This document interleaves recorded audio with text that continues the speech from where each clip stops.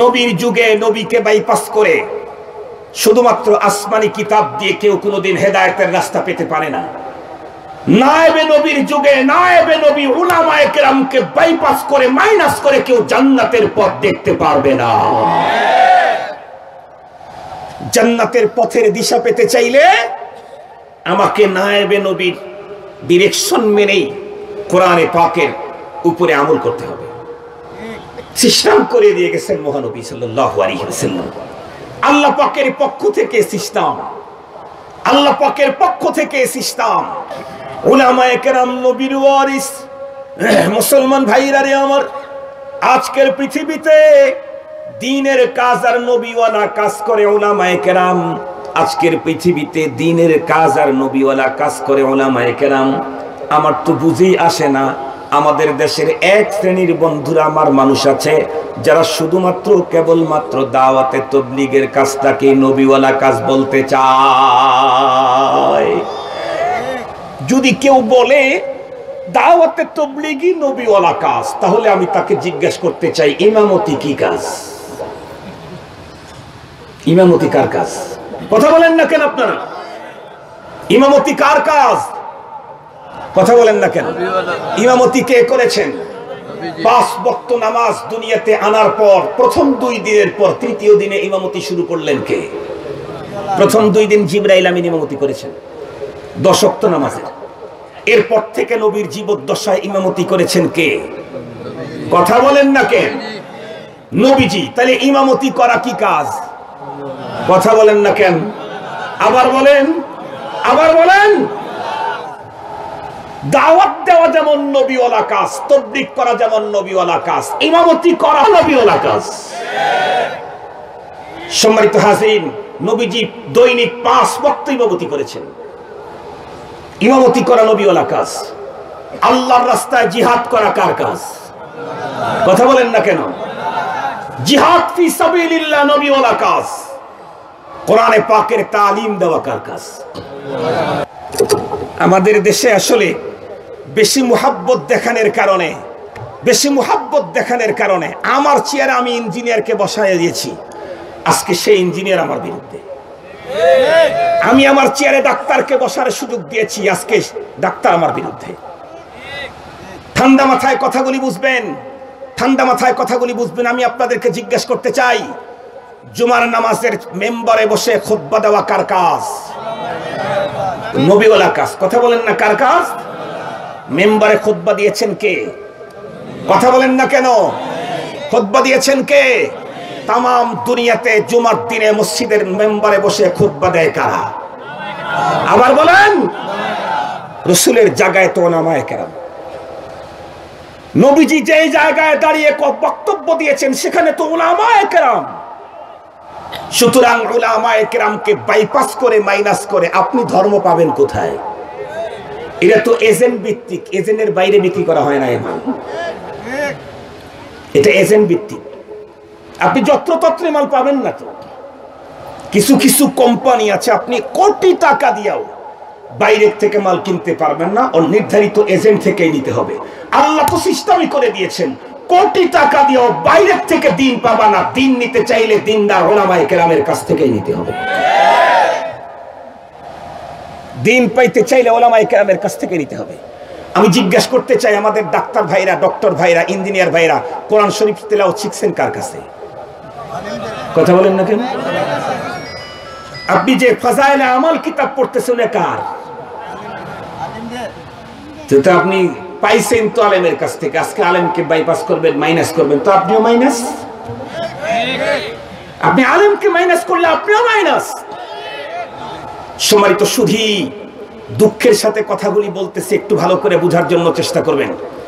বলুন তো দেখি, এ বাংলাদেশে তাবলীগ বিরোধী লোক আছে না নাই? কম না বেশি? রাজনৈতিক দলও আছে তাবলীগ বিরোধী, সামাজিক গ্রুপ আছে তাবলীগ বিরোধী, ভণ্ডরা তো টোটালি তাবলীগ বিরোধী। বাংলাদেশের যত জায়গায় তাবলীগের উপরে আক্রমণ হয়, যত জায়গায় তাবলীগওয়ালাদেরকে মসজিদ থেকে বের করে দেয়, এ পর্যন্ত কওমি উলামায়ে কেরাম নিজের বুকে বহন করে তাবলীগওয়ালাদেরকে সেখানে আবার ঢুকায়। রাতের পরে রাত তবলিগের বিরুদ্ধে যারা কথা বলেছে তাদের বিরুদ্ধে কথা বলেছি আমরা। দিনের পরে দিন তবলিগ বিরোধী যারা কথা বলেছে তাদের বিরুদ্ধে কিতাব লিখেছি আমরা। আমরা কিতাব লিখলাম, আমরা বক্তব্য দিলাম, আমরা মুনাজারা করে তবলিগকে এ পর্যন্ত উঠাইলাম। আজকে আমাদেরকে মাইনাস করতে চাও? এত স্পষ্ট কথা। আমি ঢাকা শহরের কেন্দ্রীয় মসজিদের খতিব, আমি যদি আমার চেয়ার না ছেড়ে দিই তবলিগ ওয়ালা ওখানে ছয় উসুল বলার কোনো কায়দাই নেই। কথা বলেন না কেন? তো বাংলাদেশের তবলিগ ওয়ালা বন্ধুদেরকে নিজের জায়গা ছেড়ে দিয়ে কথা বলার সুযোগ করে দিয়েছেন কারা? উলামায়ে কেরাম। সে কোন উলামা? কথা বলেন না, কওমি উলামা। কওমি উলামায়ে কেরাম নিজের জায়গা থেকে সরে ইঞ্জিনিয়ারকে বসায় কথা বলার সুযোগ করে দিয়েছে, নিজের জায়গা থেকে সরে ব্যারিস্টারকে কথা বলার সুযোগ করে দিয়েছে, ডাক্তারকে কথা বলার সুযোগ করে দিয়েছে। সম্মানিত হাজরিন, আমরা এত মুহাব্বতের সাথে আপনাদেরকে বুকে ধারণ করলাম, আপনাদের বিরুদ্ধে যারা কথা বললো তাদের বিরুদ্ধে বক্তব্য দিলাম, তাদের সাথে মোনাজারা করলাম, তাদের সাথে বাহাস করলাম। বাংলাদেশের ইতিহাসের মানুষ চোখ বন্ধ করে রয় নাই, নিজের চোখে দেখেছে। শত শত বই লিখলাম আমরা, আর আপনি আমাদেরকে ছেড়ে দিয়ে তবলিগ করবেন? এটা কার তবলিগ?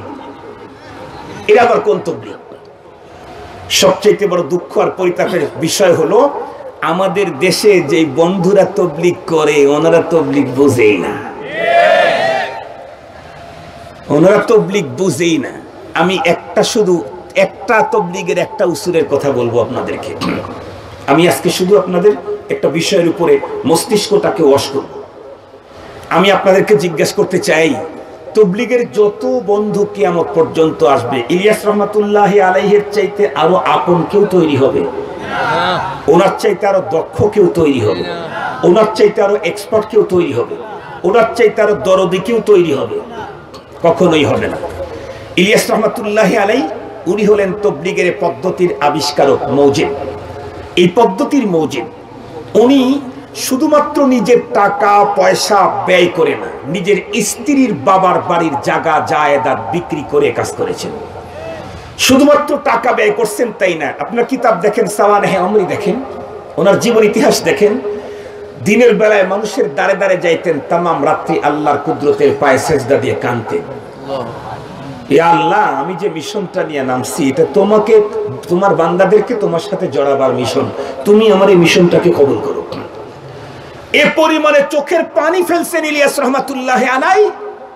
আল্লাহু আকবার, আল্লাহু আকবার, আল্লাহু আকবার। যেই পরিমাণে পানি আমার তো মনে হয় না 2-4-10,000 তবলিগওয়ালা জীবনে ফেলতে পারে।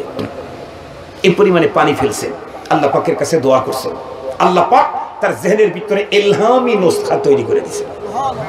ইলহামি নুসখা তাম দুনিয়া ব্যাপী দাওয়াতের কাজ কেমনে চলবে, এই জন্য উনি কিছু নীতিমালা তৈরি করে দিয়ে গেছেন।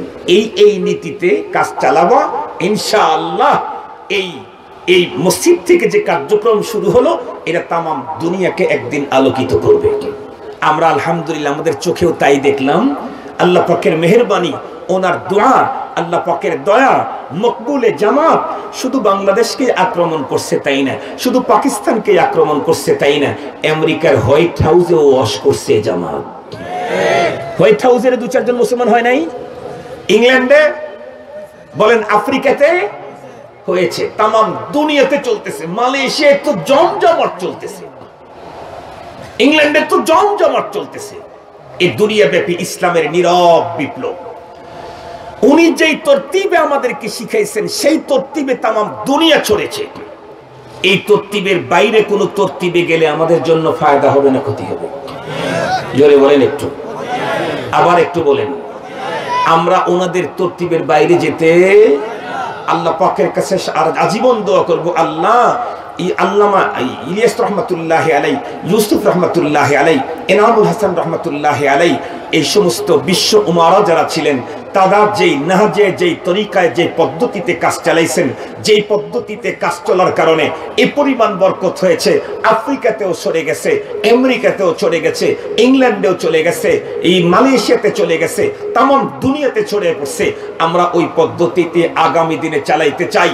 তামাম দুনিয়াতে দ্বীনের এই মিশনটাকে তীব্র গতি তুমি দান করো।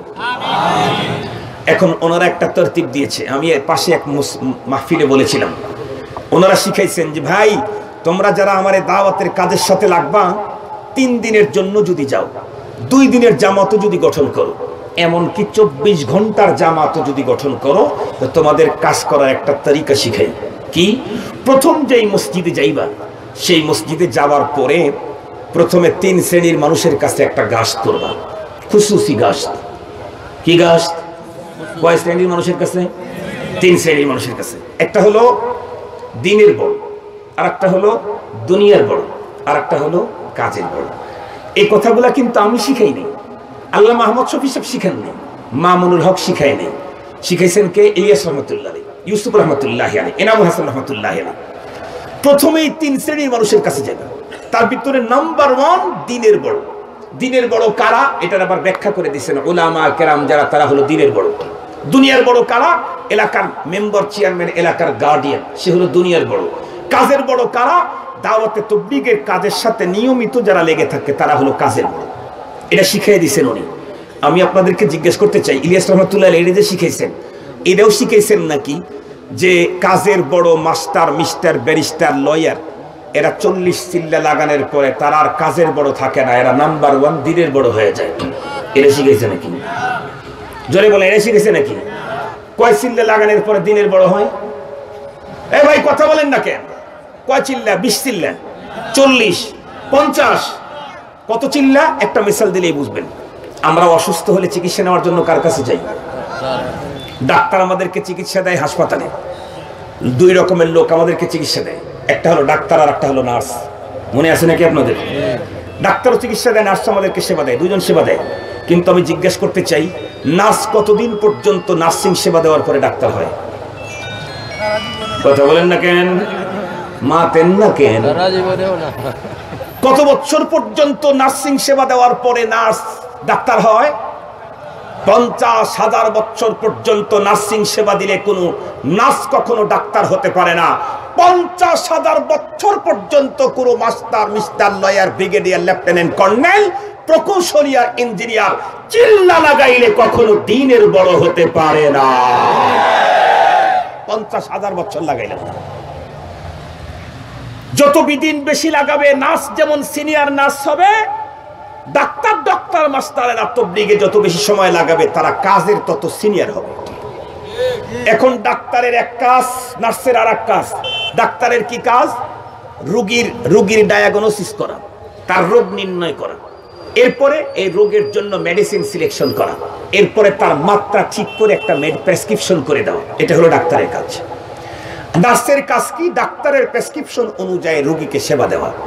সম্মানিত হাজিরিন, মনে রাখবেন, উলামায়ে কেরামের কাজ উম্মতকে কখন কোন তরিকায় কিভাবে ডাকতে হবে তার প্রেসক্রিপশন করে দেবে উলামায়ে কেরাম।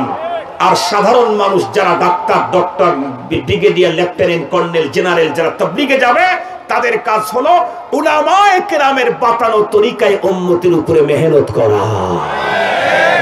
এখন আপনারা বলেন তো দেখি, আমাদের বাংলাদেশের 10,000 নার্স একদম সিনিয়র, 40 বছর হয় নার্সিং সেবা করে, ধরে নেন।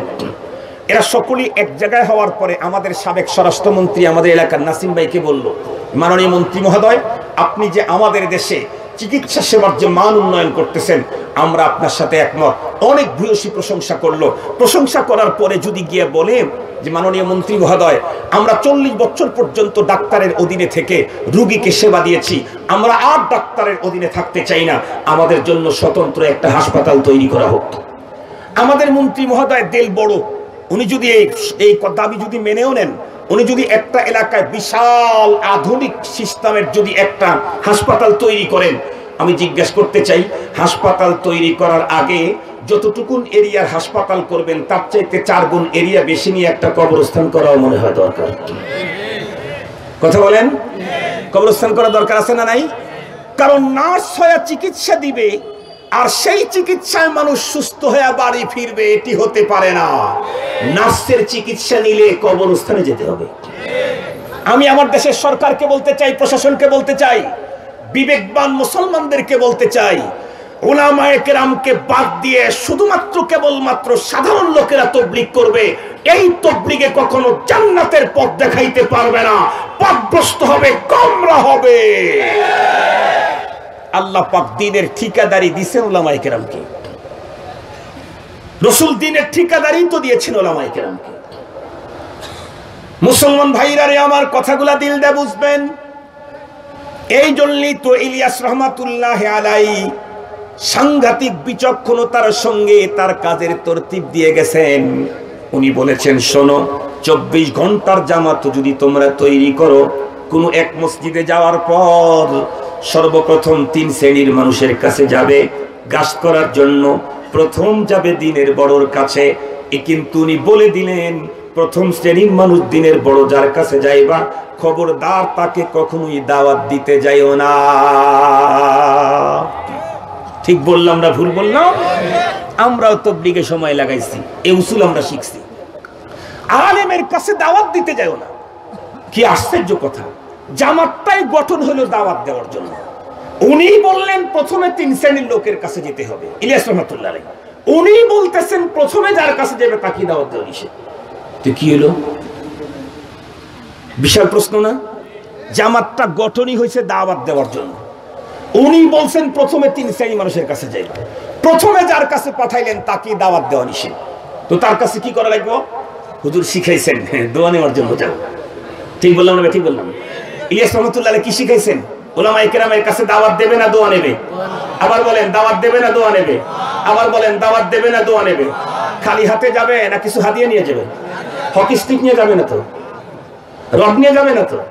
রড নিয়ে শিখান নাই তো যাওয়া। কি নিয়ে যেতে বলছেন? হাদিয়া নিয়ে যেতে বলছেন। কলা নিয়ে যাও, মিষ্টি নিয়ে যাও, পাউরুটি নিয়ে যাও, দোয়ার জন্য যাও। কেন? একটা মিসাল দিলে আপনারা 100% বুঝবেন, অত মিসাল দেওয়া দরকার নেই। আপনাদের হুন্ডা আছে না? কার কার হুন্ডা আছে দেখি হাত তোলেন তো। হুন্ডা আছে কার কার? হুন্ডা। হায় হায়, একটা লোকেরও হুন্ডা নাই। কই, আমি তো হাতই খুঁজে পাইতেছি না। 1টা 2টা 3টা 4টা 5টা 5.5টা 5.5 মানে হাত পুরাটা উঠায় নাই। এই জন্য আমি অর্ধেক ধরে নিছি যে 2 জন মিলে এমন হয় কিনছে। মানে হাত পুরা উঠায় নাই মানে এক সব টাকা দেয় না, 2 ভাই মিলে এমন হয় কিনছে। ওটা আমি বুঝছি, এই জন্য ওটা অর্ধেক ধরে নিছি। তো ধরে নিলাম 10-5টা হুন্ডা আছে। হুন্ডাওয়ালারা গাড়িতে তেল নেয় না? কোথা থেকে নেয়? পাম্প থেকে। কথা বলেন না কেন? আসল জায়গা হলো পাম্প। এমনি দোকান থেকেও নেয়, কিন্তু আসল হলো পাম্প। হুন্ডাওয়ালা পাম্প থেকে তেল নেয়, গাড়িওয়ালা পাম্প থেকে তেল নেয়, ট্রাকওয়ালা নেয়, মিনি গাড়িওয়ালা নেয়, পিকআপওয়ালা নেয়, ভ্যানওয়ালা নেয়, সবাই নেয় আর কি। আমি জিজ্ঞেস করি, পাম্প তৈরি করা হয়েছে কি তেল বেচার জন্য না তেল কেনার জন্য? বেচার জন্য। তেল নেওয়ার জন্য না তেল দেওয়ার জন্য? দেওয়ার জন্য। কিন্তু নতুন একটা পাম্প তৈরি করে প্রথমেই তেল দেয় না আগে নেয়? একটু জোরে বললেন না যে আগে দেয় না? তো দিবে কি? ও তো নাই কিছু। দিতে চাইলে আগে নিতে হবে। তো পাম্প যে তেল নেয় কার কাছ থেকে নেয়? ট্যাঙ্ক লরির কাছ থেকে নেয়। কার কাছ থেকে নেয়? ট্যাঙ্ক লরির কাছ থেকে নেয়। ঠান্ডা মাথায় বুঝবেন, ট্যাঙ্ক লরির কাছ থেকে নেয় টন টন, আর দেয় হলো হুন্ডাকে, দেয় পিকআপকে, দেয় ছোট গাড়িকে, দেয় বড় গাড়িকে, 3 litre 5 litre 10 litre 20 litre 30 litre. আল্লামা ইলিয়াস রহমাতুল্লাহ আলাইহি তাবলীগওয়ালাদেরকে শিখাইলেন, ও ভাই মাস্টার, ও মিস্টার, ও দোকানদার, ও ইঞ্জিনিয়ার, ও ডাক্তার, ও ভাই ব্রিগেডিয়ার, ও ভাই পুলিশ অফিসার, ও ভাই আর্মি অফিসার, তুমি যে 3 দিনের বা 24 ঘন্টার মেহনতে যাইতেছো, তোমার তো টাঙ্কি খালি, কিছু তো নাই। এই জন্য তুমি দেওয়ার আগে প্রথম নাম্বার আলেমের কাছে যায়, আগে ঝোলাতে কিছু ভরো, আগে নেও। তুমি যদি না উঠাও না ভরো তে দিবা কি? তোমার কাছে তো কিছু নাই। আলেমের কাছে যাও। আলেম হলো ধর্মের ট্যাংলরি। এখানে আছে 30 পারা কোরআন, এখানে আছে পয়গম্বরের 63 বছরের জীবন, এখানে আছে ইসলামের পূর্ণাঙ্গতা, এখানে আছে টোটাল দ্বীন। মুসলমান ভাইরা রে আমার, লম্বা কথা বলতে চাই না, সহজ ভাষায় বুঝবেন। কাউকে আক্রমণ করা আমার টার্গেট না। কাউকে আক্রমণও আমি করতে চাই না, আক্রমণ করে কোনো লাভ হয় না, বরং শুধু একটা কথা বুঝাইতে চাইতেছি, ও দোস্ত, আজকে তবলিগওয়ালারা আমার দেশে ডিভাইড হয়ে গেছে, দুইটা গ্রুপ হয়ে গেছে, শুধুমাত্র কেবলমাত্র তামাম দুনিয়ার মানুষের ভিতরে তবলিগের ডিভাইডিং একটা মাত্র ব্যক্তির কারণে, সেটা হলো আজকের বর্তমান সময়ে তথাকথিত বন্ধুরা আমার, বিতর্কিত স্বঘোষিত বন্ধুরা আমার, বিশ্ব আমির মাওলানা সাদ কান্দলবি। সহজ কথায় বলতে চাই, ও মুসলমান, আমার দেশে যেই সমস্ত বন্ধুরা দাওয়াতের সঙ্গে লেগেছেন, আমি অবশ্যই তাদেরকে বলতে চাই, এদের অধিকাংশই মাওলানা সাদ কান্দলবির তশকিলে। আপনারা কিন্তু তশকিল হন নাই, আপনারা তো তশকিল হয়েছেন মাওলানা জুবাইর সাহেবের তশকিলে, আপনারা তো তশকিল হয়েছেন আমার দেশের ওলামায়ে কেরামের তশকিলের মাধ্যমে। খুব ভালো করে বোঝার জন্য চেষ্টা করবেন, দেশের যেহেতু সমস্ত ওলামায়ে কেরাম, দুই চারটা বাদ দিয়ে তামাম ওলামায়ে কেরাম বলতেছেন মাওলানা সাদ সাহেব যতদিন পর্যন্ত উসুলের উপরে ছিল ততদিন পর্যন্ত আমাদের কোনো মাথা ব্যথা ছিল না। আজকে ওনার বক্তব্য অনেকগুলাই যেহেতু কোরআন বিরোধী, হাদিস বিরোধী, এই জন্যে আমরা মাওলানা সাদকে আর মানতে পারতেছি না। এদেশের 90% নয়, 95% নয়, আমি যদি বলি আমার তথ্য মনে হয় ভুল হবে না, এদেশে 98% ওলামায়ে কেরাম হলো এই পথে যে মাওলানা সাদের বক্তব্যগুলি এগুলি ইসলাম বিদ্বেষী, তাকে আর মেনে নেওয়া যায় না। আমি তো বলতে চাই এই বিষয়ে ইজমা হয়ে গেছে ওলামায়ে কেরামের, ওলামায়ে কেরামের ইজমাকে মানতেই হবে, মানতেই হবে, মানতেই হবে। আল্লাহর পয়গম্বর স্পষ্ট বর্ণনা করেছেন, নবীজি দুনিয়া থেকে চলে গেলেন, দুনিয়ার ভিতরে ফিতনা হবে, তখন তোমরা দ্বীনের উপরে কেমনে চলবে? নবীজি বলে দিয়েছেন, তখন তোমরা অবশ্যই হযরত উলামায়ে কেরামের দিকে রুজু করবে, উলামায়ে কেরাম যে পথে তোমরা সেই পথে যাবে। এখন যদি বলা হয় হুজুর উলামায়ে কেরাম দ্বিধা বিভক্ত, কেউ এই দিকে কেউ সেই দিকে, কেউ এই কথা বলে কেউ সে কথা বলে, তখন সাধারণ মুসলমান কোন দিকে যাবে? নবী আলাইহিস সালাম বলেছেন, আলাইকুম বিসাওয়াদিল আদম মান সাজ্জা সুজ্জা ফিন্নার। যেই মুহূর্তে দেখবে দ্বীনের কোনো একটা বিষয়ে, মাসলা মাসাইলের উপরে, ধর্মের কোনো একটা বিষয়ে উলামায়ে কেরাম দ্বিধা বিভক্ত হয়ে গেছে, সেই মুহূর্তে পয়গম্বর বলেন তুমি কোন দিকে যাইবা? নবীজি বলেন উলামায়ে কেরাম দ্বীনি কোনো সিদ্ধান্তের ব্যাপারে দ্বিধা বিভক্ত হয়ে গেলে বড় জামাতটা যেই দিকে তুমিও সেই দিকে যাইবা। মান সাজ্জা সুজ্জা ফিন্নার, বড় জামাত থেকে যেই দূরে চলে যাবে সেই জাহান্নামের বন্ধুরা আমার পথের যাত্রী হয়ে যাবে। এই জন্য দেখতে হবে মাওলানা সাদ সাহেবের ব্যাপারে আজকে বাংলাদেশের উলামায়ে কেরামের পার্সেন্টেজ কি, কত পার্সেন্ট উলামায়ে কেরাম তাকে সাপোর্ট করে, কত পার্সেন্ট উলামায়ে কেরাম সাপোর্ট করে না। যদি দেখি এক দলে 90% আর এক দলে 10%, পয়গম্বরের ফতোয়া অনুযায়ী আমাকে 90 জনের তাকলিদ করা লাগবে। ঠিক বললাম না? ঠিক বললাম? যদি দেখি একদিকে 5 জন আর একজন আর একদিকে 95 জন, বলুন তো দেখি আমার ফতোয়া না পয়গম্বরের ফতোয়া? পয়গম্বরের ফতোয়ায় তখন সাধারণ মুসলমানদেরকে 95% আলেমদের বন্ধুরা আমার তাকলিদ করা লাগবে। বাংলাদেশে আমি তো স্পষ্ট ভাষায় বলতে চাই, বাংলাদেশের মিনিমাম শতকরা 93 জন উলামায়ে কেরাম একমত, এক পথে। মাওলানা সাদ সাহেবের বিতর্কিত বক্তব্যের কারণে আমরা তাকে আর সাপোর্ট করতে পারবো না। দাওয়াতে তাবলীগ তার উসুলে চলবে, সাদ সাহেবের উসুলে চলবে না। ইলিয়াস রহমাতুল্লাহি আলাইহির উসুলে চলবে, ইউসুফ রহমাতুল্লাহি আলাইহির উসুলে চলবে, ইনামুল হাসান রহমাতুল্লাহি আলাইহির উসুলে চলবে। হযরত উলামায়ে কেরামের কিয়াদতে শুরু হয়েছে, উলামায়ে কেরামের কিয়াদতেই চলতে থাকবে ইনশাআল্লাহ। রাজি আছেন তো আপনারা? কে কে রাজি আছেন হাত তোলেন দেখি, কত পার্সেন্ট হাত উঠে? আলহামদুলিল্লাহ। আল্লাহ হেইফুল ফুজুলের আজকের এই সমাবেশে তুমি তোমার কুদরতের চোখ দিয়ে চেয়ে দেখো, প্রতিটি মুসলমান ওভার শিওর দুটি হাত উঁচু করেছেন।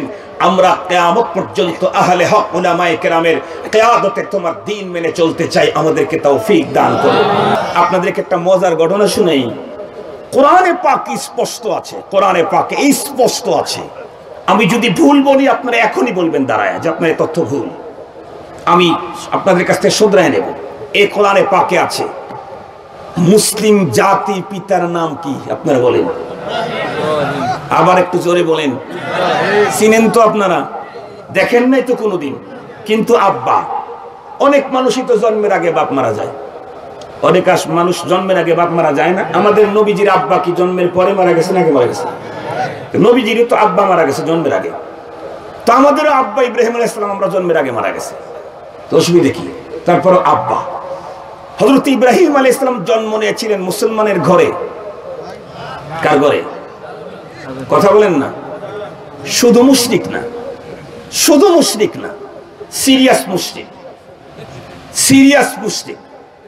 নিজে তো শিরিক করতই, দুনিয়ার মানুষকে শিরিকের তশকিল করত, শিরিকের তশকিল করত। মূর্তি নিজে বানাইতো, মূর্তি কালার করত, মূর্তি বাজারে বিক্রি করত, মূর্তি পূজার ফজিলত বয়ান করত। ইব্রাহিম আলাইহিস সালামের বাবার কাছে। হুজুর ঠিক সহি না গলত? সহি কথা এগুলা, খুব ভালো করে বুঝবেন। নিজ মূর্তি বানাইতো, কালার করত, মূর্তি বিক্রি করত, বাজারজাত করত, মূর্তির ইবাদতের ফজিলত বয়ান করত। সেই ঘরে হযরত ইব্রাহিম আলাইহিস সালাম। আপনারা জানেন যে বড় তার পরীক্ষা, যে বড় হয় তার পরীক্ষা, বড়র পরীক্ষা বড়। হযরত ইব্রাহিম আলাইহিস সালামকে আল্লাহ তাআলা পরীক্ষা নেওয়া শুরু করলেন। আল্লাহ তো জানেন যে ইব্রাহিম কি পজিশনের, তারপরে পরীক্ষা নিলেন কেন? পরীক্ষা দুই কারণে হয়। কখনো জেনে নেন উনি তার যোগ্যতা জানার জন্য হয়, কখনো অন্যদেরকে তার যোগ্যতা জানানোর জন্য হয়। পরীক্ষা দুই কারণে হয়। আমি আমার ব্যাপারেই বলি, আমি হেদায়েত যখন পড়ি তখন একটু দুষ্টামি শুরু করছিলাম, তো আব্বা তখন আমাকে এলাকার মাদ্রাসা থেকে সরায় পাঠিয়ে দিল, যা জামিল মাদ্রাসায় ভর্তি হও। তো বগুড়া জামিল মাদ্রাসায় গেছি ভর্তি হওয়ার জন্য, লাগবে না এটা, ভর্তি হওয়ার জন্য গেছি। তো আমি আব্দুল সবুজ সাহেব নামে একজন আলেম আছেন, বগুড়া জামিল মাদ্রাসার মুহাদ্দিস। হুজুর আমাকে বলতেছে যে, মোহতামিম সাহেবকে বলতেছে যে হুজুর ওকে ভর্তি করায় নেন, কারি সাহেব হুজুরের ছেলে, আমার আব্বা কারি সাহেব বলে পরিচিত, ওকে ভর্তি করায় নেন, ভালো ছাত্র। কে বললেন? আব্দুল সবুজ সাহেব হুজুর। এ কথা বললেই মোহতামিম সাহেব বলতেছে কিসের ভালো, ও তো পড়েই নাই, খালি বাড়িতে থাকছে, বাড়ির থেকে পড়ছে, তো ও তো কি পড়ে নাই, তো ক্লাসই বসে নাই, তো ও তো দুষ্টামি করছে। আব্দুল সবুজ সাহেব হুজুর তখন বলতেছে পড়ছে না পড়ছে, তাহলে একটা কিতাব নিয়ে আপনি পরীক্ষা নেন।